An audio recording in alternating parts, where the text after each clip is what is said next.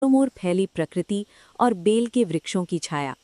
उसी बेल वृक्ष के नीचे वो शिवलिंग विराजमान था, जिस पर कभी कभी पत्ते और वर्षा का जल गिर जाया करता था।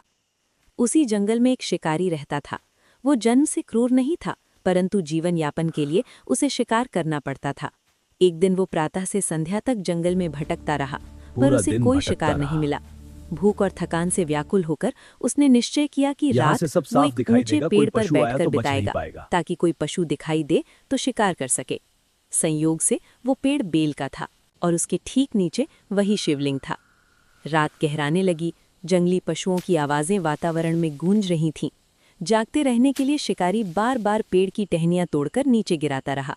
उन टहनियों के साथ बेलपत्र भी नीचे गिरते रहे, सीधे शिवलिंग पर। उसे तनिक भी आभास नहीं था कि उस दिन महाशिवरात्रि थी और अनजाने में उससे शिव पूजा संपन्न हो रही थी। भूख के कारण उसने कुछ खाया नहीं। प्यास लगने पर उसने अपने पात्र का थोड़ा सा जल नीचे उंडेल दिया। वो जल भी शिवलिंग पर ही गिरा। इस प्रकार उपवास, जागरण, जल अर्पण और बेलपत्र चढ़ाना सब कुछ अनजाने में हो रहा था।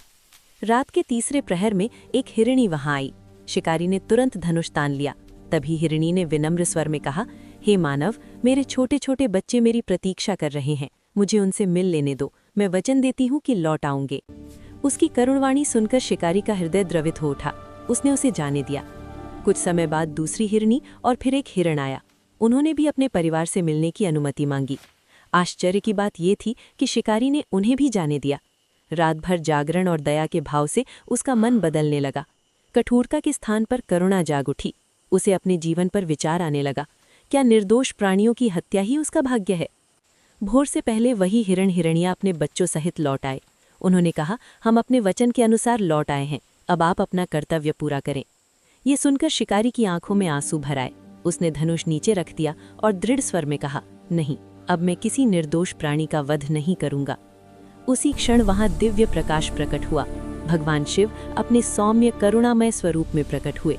उन्होंने कहा, वत्स, तुमने अनजाने में ही मेरी सच्ची पूजा की है। उपवास किया, जागरण किया, बेलपत्र और जल अर्पित किया और सबसे बढ़कर दया दिखाई। यही सच्ची भक्ति है। शिकारी उनके चरणों में गिर पड़ा। उसका हृदय पूर्णतः शुद्ध हो चुका था। भगवान शिव ने उसे आशीर्वाद दिया और अंततः मोक्ष प्रदान किया। ये कथा हमें सिखाती है कि सच्ची भक्ति केवल विधि विधान में नहीं, बल्कि दया, करुणा और निर्मल हृदय में निवास करती है। ऐसी ही दिव्य और पौराणिक कथाओं के लिए हमारे चैनल डिवाइन टर्बो टेल्स को लाइक, शेयर और सब्सक्राइब करना न भूलें। आपका प्रेम और समर्थन हमें और भी प्रेरणादायक कहानियां लाने की शक्ति देता है। धन्यवाद।